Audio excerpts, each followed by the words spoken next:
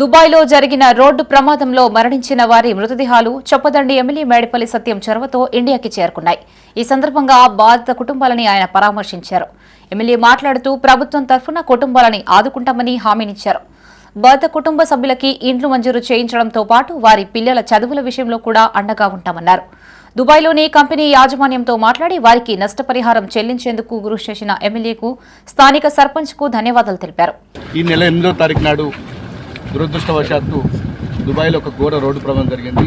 ఈ నమిలికొండకు చెందినటువంటి సలీం గారు, అదేవిధంగా టక్కెలపల్లికి చెందినటువంటి తిరుపతి, అదేవిధంగా ముత్యంపేటకు చెందినటువంటి సయ్యద్, సయ్యద్ గాయపడ్డాడు. వీళ్ళిద్దరూ దురదృష్టవశాత్తు చనిపోవడం జరిగింది. బాడీని రెస్క్యూ చేయడానికి దుబాయ్ పోయి అక్కడ ఎంబసీ అధికారులతోటి అక్కడ ఉన్నటువంటి ప్రవాస భారతీయులందరితో మాట్లాడి బాడీని క్విక్గా తొందరగా మనం తెప్పించడం జరిగింది. ప్రభుత్వం తరఫున నిన్న ముఖ్యమంత్రి గారిని కూడా కలిసాం.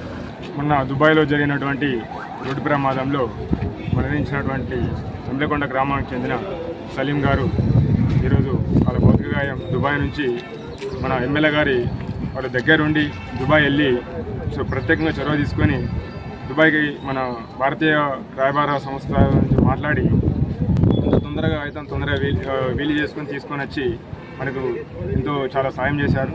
కాబట్టి మన నమిలికొండ గ్రామం తరపు నుండి గ్రామ సర్పంచ్గా మన ఎమ్మెల్యే గారికి ప్రత్యేక ధన్యవాదాలు తెలుపుతూ